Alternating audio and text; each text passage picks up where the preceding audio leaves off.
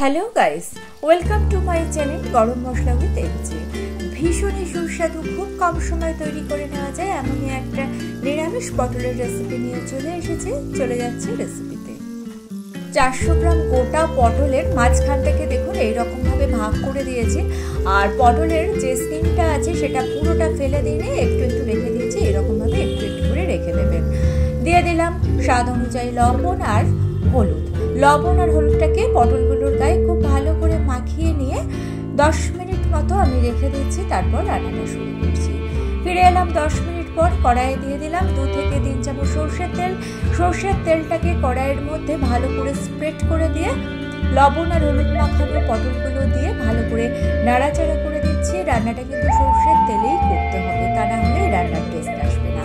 পটলটাকে নাড়াচাড়া করে দিয়ে কড়াইয়ের ঢাকনা দিয়ে দিলাম।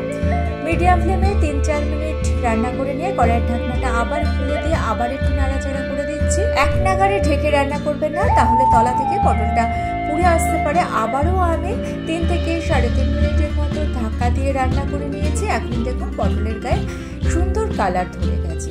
পটলটাকে তুলে নিচ্ছি। ভিডিওটা ভালো লেগে থাকলে চ্যানেলটাকে সাবস্ক্রাইব করে নিয়ে পাশে থাকা বেল আইকনটা প্রেস করে দিয়ে অল অপশনটা ক্লিক করে দেবেন, তাহলে যখনই নতুন কোনো ভিডিও আপলোড করবো তার নোটিফিকেশন আপনাদের কাছে চলে যাবে। অন্যদিকে 2 চামচ পোস্ত আর 1 চামচ সর্ষেকে মিক্সিং জারের মধ্যে নিয়ে শুকনো অবস্থায় আমি একটু গ্রাইন্ড করে নিয়েছি। তারপর এর মধ্যে জল দিয়ে একটা পেস্ট আমি আগে থেকেই বানিয়ে রেখেছিলাম। সর্ষে এরকম একটু আগে থেকে বানিয়ে রাখবেন, তাহলে সর্ষের মধ্যে তিতকুটে ভাব আসবে না। একটা বড় টিফিন বক্সের মধ্যে মিশ্রণটা নিয়ে নিলাম। মিক্সিং জারটা ধুয়ে একটু জল দিয়ে দিলাম, স্বাদ অনুযায়ী লবণ দিয়ে দিলাম, হলুদ দিয়ে দিলাম, ঝাল লঙ্কার গুঁড়ো দিয়ে দিলাম। ঝালটা অবশ্যই নিজেদের টেস্ট অনুযায়ী দেবেন। ভালো করে মিশিয়ে নিলাম। এইবার দিয়ে দিলাম 2 থেকে 3 চামচ মতো কাঁচা সর্ষের তেল। এই তেলটা কিন্তু অবশ্যই দিতে হবে।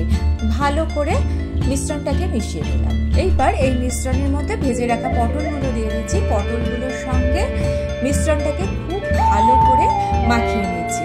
একটু চিনি আমি এর মধ্যে দিয়ে দিচ্ছি।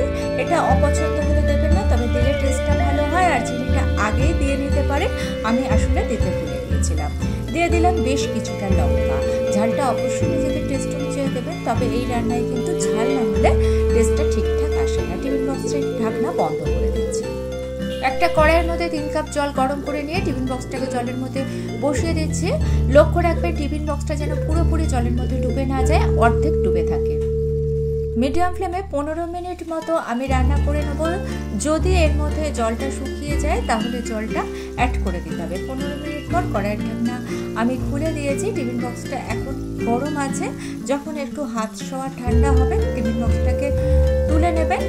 দেখুন আমি টিফিন বক্সটা তুলে এইবার খুলে নিলাম। টিফিন বক্সটা ঠান্ডা হয়ে গিয়েছে। আমাদের পটল ভাপা কিন্তু পরিবেশনের জন্য সম্পূর্ণ রেডি। ভীষণ ভালো টেস্ট হয়, ভাতের সঙ্গে দুর্দান্ত লাগে, আর খুব কম সময় রান্নাটা তৈরি হয়ে যায়। একটু চেক করে নিচ্ছি পটলগুলো ঠিকঠাক সেদ্ধ হয়েছে কিনা। সুন্দর সেদ্ধ হয়ে গিয়েছে। রেসিপিটা ভালো লেগে থাকলে চ্যানেলটা সাবস্ক্রাইব করে নিয়ে পাশে থাকা বেল আইকনটাকে অন করে দেবেন। আর বাড়িতে বানালে কমেন্টস করে জানাতে ভুলবেন না কেমন লাগলো। আজকে এই পর্যন্ত।